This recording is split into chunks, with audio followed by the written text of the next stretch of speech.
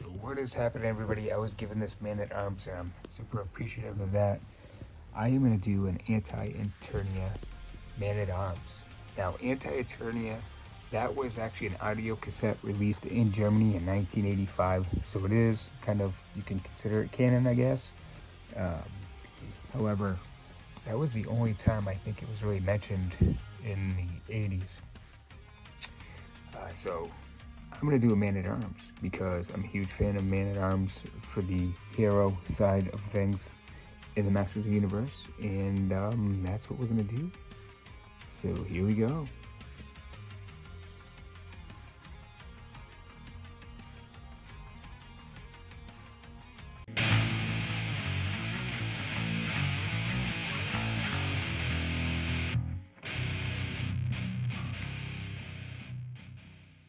Alright, so now I'm just unwrapping all the armor and everything like that. Now, there is some important prep to do after you get everything ready here. I'm going to take off the legs, the arms, the head, and those kind of things with the figure. And what I want to do is, I do want to wipe them down. You can use alcohol or you could use lukewarm water with some soap just to kind of any handprints or anything like that. Wipe them down, prep them, and then what you're going to use is you're going to want to use some sort of primer. You can use gesso or some other kind of paint, something that's going to give the acrylic paint something to kind of grab a hold of. And gesso, you can get transparent or white or black, but you definitely want to use that just so you're able to paint the figure and not have to worry about the paint scraping as badly, because the more you handle it, if you don't do that, the more the paint's going to come off and you're going to do a lot of touch-ups, and it's kind of more of a pain than anything else. Granted, this is kind of more of a display thing, but you don't want to have to be repainting every time you touch something. So here I am, I'm just taking the figure apart here. And everything comes off relatively easy. I mean, you can do head swaps and arm swaps with any of the figures, which is nice. And everything comes off nicely here. The only thing that really I had a difficult time doing is trying to separate like the hip joints. So as you'll see here in a moment, I actually just leave it alone because I don't want to break the legs at the hip, so I leave them here. And now that I have it apart, that's where the prep of washing it down, the pieces down, and using the gesso that you're not going to see in this video, but in the next one, yes. So I bought some things from Walmart. Between the brushes and the acrylic paints, it costs like less than $10. Here are the brushes, the assorted brushes, which is good. And we have the acrylic paints. And there they are. And so what I'm going to do is I am going to use the black acrylic, and I am going to cover coating 2 of that on every part of Man-at-Arms figure. The head, everything. The head, the torso, the legs, the arms, and the feet.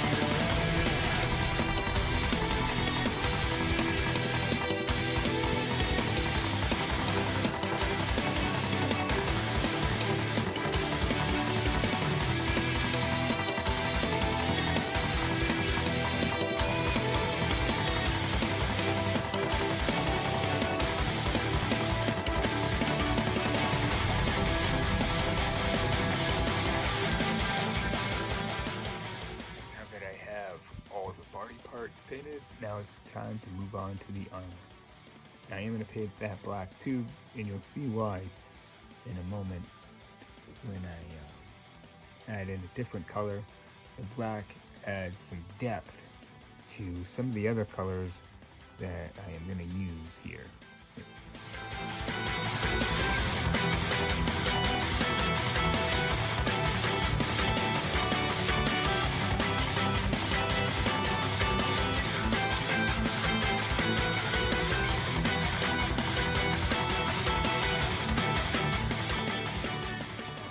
Sitting a day, I am going to use this metallic acrylic paint to now paint over some different things on Man-at-Arms.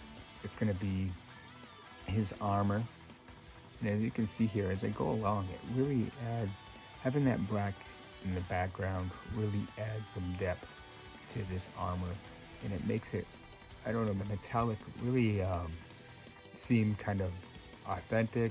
I don't know, it really does add something to it, and I love the way it looked, and I'm very happy with the way it came out.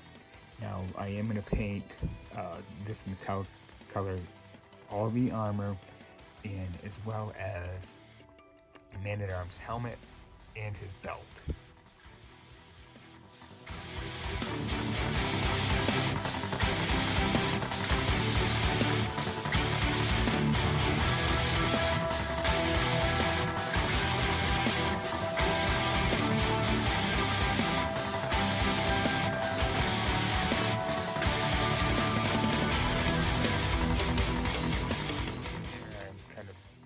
His gauntlets there.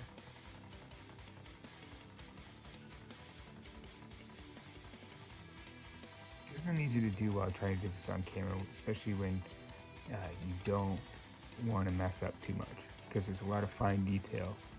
You know, you don't want to run over into the forearm or the hand or anything like that. So definitely doing it on camera is not easy. That's kind of why I honestly did a lot of it off camera, just for that reason. Now I'm going to use this scarlet color here, and I'm going to paint the boots.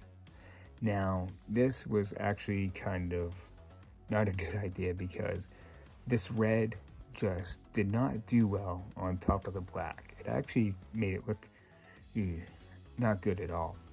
So I ended up having to do something different. So I wanted the things I painted, I wanted to paint red was Man-at-Arms hair, portions of his helmet, his shorts, and his boots, and his eyes and his eyebrows and his mustache. However, it didn't come out that well. So what I basically had to do was I painted the pants and the boots white, and then I created this crimson color there using the black and the scarlet red. And it made this kind of crimson kind of brownie color, and I used that for details on his helmet, on his eyebrows, his mustache, his shorts, and his boots, and it came out actually really nice. And I used it on the gauntlets too, and a little bit on his mace as well as his armor too, as you'll see here in a little bit. So that crimson color came in handy, and I like the way it came out actually. So I was pretty happy with that.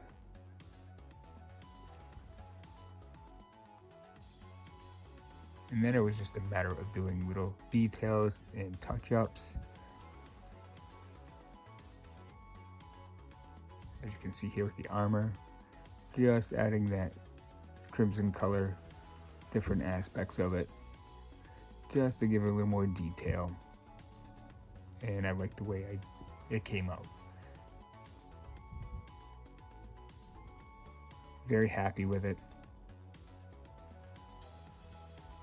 There we go, there's the forearm piece to the armor. And we have the shin guard.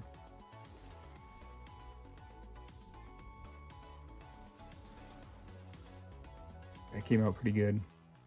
And this is the final figure. This is the Anti-Eternia Man-at-Arms. I am very happy with the way it came out. Little details. I've seen some other customs that people did other things that looked amazing as well. This is how I wanted to take this figure, this direction, um, and I really I really like it. I really enjoyed the whole process, but it's definitely it's a lot of fun. I mean, especially as a hobby, just kind of altering your figures a little bit. It just adds a little bit more dimension to collecting these figures, and I love it. So there it is, Anti-Eternia Man.